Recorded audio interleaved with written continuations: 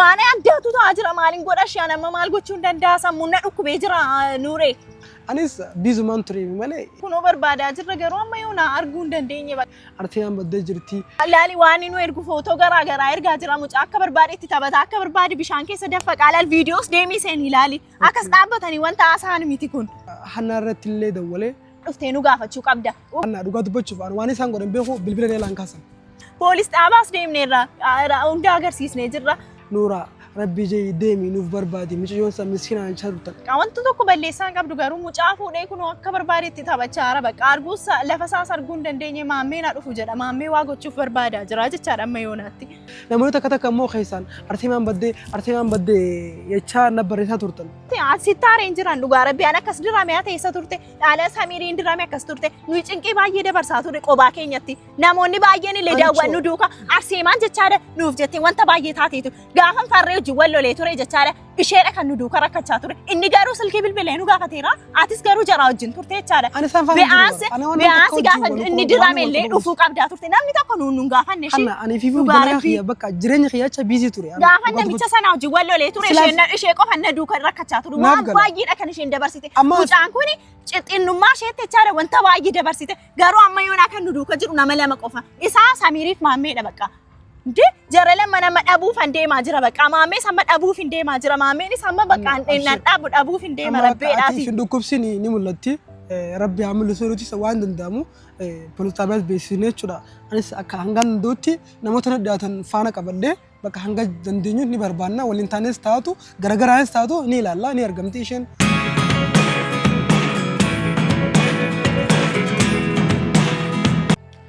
ashama kabajamtootaa fi hordoftoota kiyyaa hedduuta kaan sirraa badee hedduuta kaan sirraa fagaadde dhiifamnaa godhachuun barbaada haalli jireenyaa kun nama bachiisaa akkuma beekamutti haalan taane keessa turre gaa nuti numa beektan jeeti yaada gisee rakkoon takka uumamee rakkoo san furuudhaaf dirqama numa deebita maal jechuu barbaadeeti miciyyoon arseemaa jedhamtu geelee naanichoodha naman taaneen karaarraa meeyxee jirti gamaa bakka jirtu hin beekani anillee miciyyoo san walillee taana ture garuu immoo dhala namaa takka gara jabaachuu hin danda'u fiidoo ishii kan isii aggadanii qabanii bakka karaarraa meessan gisee namni bakka hangi godhee isii qabu arke hedduu tokkaan obsu dadhabe jechuun dhimma dhuunfaatillee walitti qabaachuu baannu hammeenyi dirasii walitti qabaachuu baannu garuu namni takka garuu yeroo akkasiin miidhamu sababa hin taanetti nama dhagama.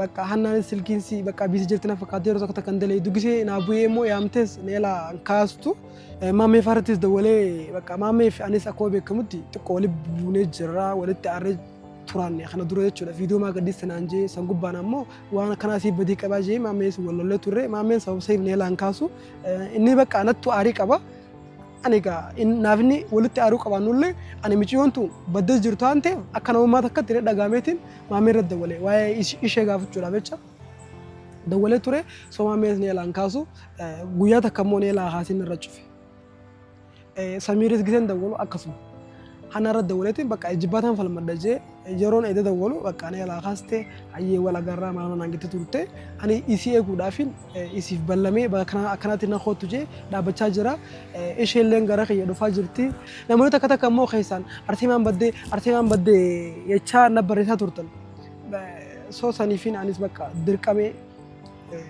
angaanichoon dhuftutti asumaan nufaana turaa jechuun barbaada anichoo achi as deemaa jirti asumaan nufaana turaa akkuma argitanitti anichoollee kun achi as deemaa jirti isinis maal akkanaan jettuu fi haalli kun haala maal akka ta'e asumaan nufaana turaa laala ana akkan nagaa jirra fayyaadha nagaa ragal maal taasisa maaltu si mudatan ara waan baay'ee nu mudatee jira silaafiyyuu ata mareef dhuftee nu gaafatta saati sanatti silkinaa bilbiluu qabda ani finfinnee ture finfinnee turte viidiyoon argitame ta'ati kophaa keenya si sooshaal miidiyaa dhugaa dubbachuuf zimmee arseema barbaaduuf nu waan baay'ee ta'aa jirra maammee fi samiir qofa tammoo naashee barbaadaa jira maaliif yoo ta'e waan baay'ee waliin dabarsineerra garuu sannaa gale viidiyoo dhengadda arkee ture yeroo hin sirra dawalu atis hin kaastu maammee faarrattis dawalee maammee neelaan kaasu kaasuu dandeenya ree silkii haasoo hin dandeenyu bar sababni arseemaa keenya nu duraa badee arseemaa jechuun nuuf waan baay'eedha baddee jirti saatii kana keessatti. Anillee wallaahi hedduun dhagama ture yeroo akkas taatu bakka intala dubartii takka obsuu dandeessu anaaf Arseemaa walitti aaruu qabaannullee garuu garaan keenya hin dandeenye akka namummaatti jechuudha. Eeyyee namni tokko iyyuu hin dandeenye maabbeetti Arseemaadha bakka amma waan isheen taateertu viidiyoo hunda machee margitee jirtamti sababa argeen jira viidiyoo achi booda laalee ture anis biiziin ture bakka haalli jechuun jaala jireenyaa kanaaf gara Finfinnee saniin ture waa wayiin daddalagaa ture viidiyoo ifiif xiyyaafuu yuutubarraa viidiyoo dalaguun jiru bara. So kanaaf yeroo arke hedduu akkana dhagahame jechuudha. Amma eessa jirti doo maal rageessan? Bakka maal rageenyi kun barbaadaa jirra garuu amma yoo na arguu hin dandeenye bakka mucayyoo balleessite. Qoy isheen maal balleessite akkana godhani? Isheen wanta tokko hin balleessine bakka wanta tokko balleessaa qabdu garuu mucaa fuudhee kun akka barbaadetti taphachaara bakka arguus lafa isaas arguu hin dandeenye maammee na dhufu jedha maammee waa gochuuf barbaadaa jira jechaadha amma yoo naatti. Nde maammee bakka maammee qabatee maammee ajjeesuu barbaada bakka. Maammee qabee jira? Hin qabne ammaaf maammee hin qabne garuu maammee akka dhufu barbaadaa jira kunoo mucayyoo. Yoo maammeen dhufee isii gadiin dhiisachaa jira. Maal gadhiisaa lamman isaanii ajjeesa bare maammeenis deemee naan nafuu baramma. Bakka waan ilaa wanta hin taane keessa seennee jirra nuyi bakka sammuun keenya jeeqamee jira jireenyi keenya jeeqamee jira saatii kana keessatti. Poolisoonnis waa tokko nu gochuu hin dandeenye bakka. Isin poolis xaabaa deemtanii wanta godhaan turre? Poolis xaabaas deemneerra hunda agarsiisnee jirra. Garuu poolis xaabaa deemnee poolisoonni waa tokko nu gochuu hin dandeenye amma yoo naatti kan rakkachaa jiru maammee qofadha bakka amma sifachi fiigee gaxarii keessa deemee eessa baqatee deemee ture inni maammeen jechaadha. Achi baqatee isaa deemee dawwalee tannatu waameenii jechaadha bakka itti meen jira inni kun asifachi fiigee barbaadaa jira bakka. Samireen haala kamirra jira? Samireen mootuma dhukkubaan waraanamee ture miti gaafa waraanamee isaati dhufteen gaafanne miti. Ani baras hin jiraanne. Akkoo jiraate silkiin hin bilbilamu bilbilliin bilbilamu. Bilbila waan isaan godhan beeku anna dhugaa dubbachuuf waan isaan godhan beeku bilbila neelaan kaasan. Maafsi duraa kaasure. Hin dhufne ba inde. Maani garuu dawwaleen ture bakkaan jirurraa dawwalee hin kaasa. Maafsi siif hin kaasanu beektaa dhuftee nu gaafachuu qabda. Maali yoo ta'e walii wajjin waan baay'ee dabarsamee jira barbite.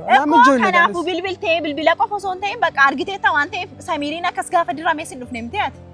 Hin dhufne garuu dawwalee bilbila neelaan kaasu. Bakka kanaaf iyyuu Arseemaan amma yoo dandeessanii ta'e Arseemaan baddeetti bakka Arseemaa argachuu qaba bakka Arseemaan na duraa baddee jirti ishii jara Samirii fi maammee qofatu asitti rakkachaa jira. Maali yoo ta'e nu beekta miti ati anaan nan beektu.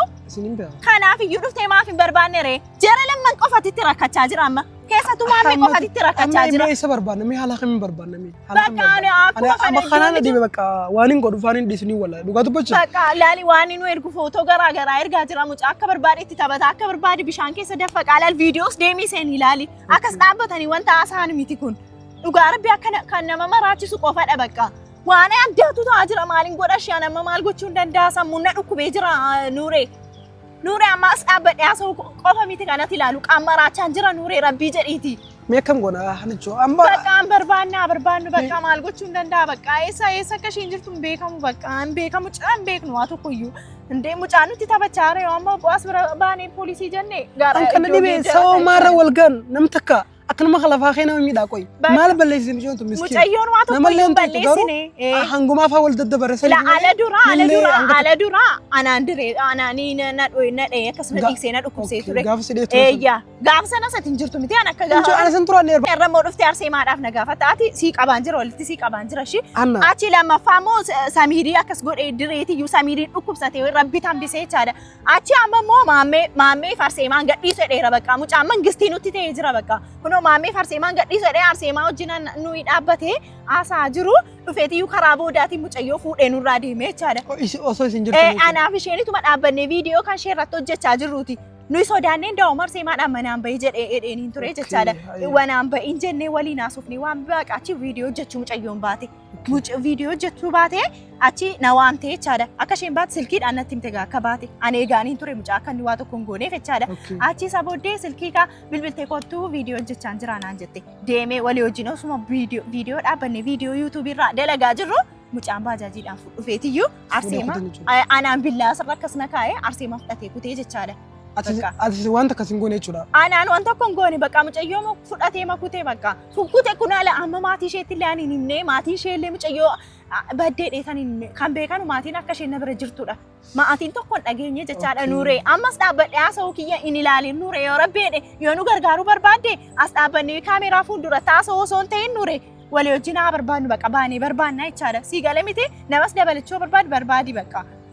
Arseemaan baddee jirti amma saatii kana keessatti ishee nuuree sii galee miti. Ni barbaanna dhugaa dubbachuudhaan hedduun dhagahama jechuun nam takka yoo walii haaroo qabaatte illee hamminya gara walii qabachuun gaarii beektaa. Eeyyaa. Namni takka hanguma jiru yoo Bakka waliif wanta jiru ijaan hunda gaariidha. keessaa of keessaa wanta jiru Arseemaan hin jaallattu ati. Dhugaa dubbachuuf ani hamminya illee walitti qabdu garuu yeroo isiin gaafa naaf wal faana keessatti nama kana balleesse dhiisiiti wanta hundumayyuu rabbiin nu kadhadhu bakka du'aayii godhi fi yoo dandeesse taate mucayyoo barbaadi bakka. Uftaati asittaareen jiran dhugaa rabbiyaan akkas dirame haa teessa turte dhaala Samiiriin dirame akkas turte nuyi cinqii baay'ee dabarsaa ture qobaa keenyatti namoonni baay'een illee daawwannu duuka Arseemaan jechaadha nuuf jettee wanta baay'ee taateetu gaafan farree wajjin wal lolee ture jechaadha isheedha kan nu duuka rakkachaa ture inni garuu silkii bilbilee nu gaafateera atis garuu jaraa wajjin turte jechaadha be'aansi gaafa inni dirame illee dhufuu qabdaa turte namni tokko nuun gaafanne ishee ani fi fuuldura kiyya bakka jireenya kiyyacha biizii ture gaafa namicha sanaa wajjin wal lolee ture ishee qofa na duuka rakkachaa ture waan baay'eedha kan isheen dabarsite mucaan kun xixinnummaa isheetti jechaadha wanta baay'ee dabarsite garuu amma yoonaa kan nu duuka jiru nama lama qofa isaa Samiiriif Maammeedha bakka jarala mana dhabuuf hin deemaa jira bakka Maammee sama dhabuuf hin deemaa jira Maammeen sama bakka dhabuuf hin deema rabbeedhaati. Ati dhukkubsi ni mul'atti rabbi haa mul'isu nuti waan danda'amu poolisaabas beeksisnee jechuudha. Anis akka hangaan danda'utti namoota dhiyaatan faana qabadhee bakka hanga dandeenyu ni barbaanna waliin taanes taatu garagaraanis taatu ni ilaalla ni argamti isheen homaan taatu yoo diddiranii waan takka godhu baatan wayyaadha. Saati bakka rakkoon qabu shamma. Ni mul'atti taaniin ammoo isin yaa'achuu dhabeef hedduu takka dhiifama. Anis haalantaan irraan ture bakka gaa. Ishi bakka rakkoon qabu ammas namni na eegaara waan ta'eef deemuu barbaada ishi bakka nagaa. Nagaan. Kabajamtootaa fi hordoftoota kiyyaa akkuma beekamu gaa kun michiyoon Arseemaan baddeechaa jiranii anillee fiidiyoo harkaatiin turaadhe baduu isii jechuudha. Yeroo isii qaban maal kana asoo fiidiyoo waraabu jiran jedhanii harkitiin ture isaanii ammas fiidiyoo waraabee Arseemaan baddee jirti maal jedhanillee harkitiin ture sana qofaa miti hordoftoota kiyya namoonni takka immoo biyya alaatirraa na dubbisaa turtan keessaan jechuudha gara waasaappiitiin Arseemaan baddee jirti nuura rabbii jee deemi nuuf barbaadi miciyyoon isaa miskiinaan jechaa turtan dhugaa miskiinaa anis biizumaan ture malee ammas biyya kanan turre bakka isaan jiraatan turre ani Finfinneen ture isaan ammoo ganda turaatanii akkasitti sababa saniif kan wal arguu hin dandeenyeef bilbila walee yeroon gaafadhamu hundi isaanii bilbila elaan kaasanii jechuun namni takka gisee miira gaddaa keessa jiru bilbila hin kaasu soo kanaaf akka carraatti har'a kaniin hanichuu argadhe yeroo meeqa booda ni eraa kaasteeti hordoftoota kiyyaa waan hin jiru hin qabu miciyyoon dhugaa dubartiidha hanga arkinutti nu faana turaa jechuun barbaada anillee fiidiyoo isiniif maxxansa yoon harkeessa yoon dhabe jechuudha. Asumaanu yoo danda'ametti hanga danda'amutti fiidiyoo isiniif maxxansa bakka haala jiruuti jireenyaa biizii na godhe soo kanaaf namni hundinuu haruuna qaba kun hannaanis bakka barbaadeetteetuma jechuun miira gammachuu hin qabdu miiruma aariitiin dhadhaamtee na biraa kutte anis hanga danda'utti niin iyyaafadha turtiin keessa nu faana ta'u jechuun barbaada fiidiyoo kana immoo akka daawwattanii xumurtanii subscribe gootanii akka nu gargaartan abdiin qaba isiniin jaalladha galatoomaa.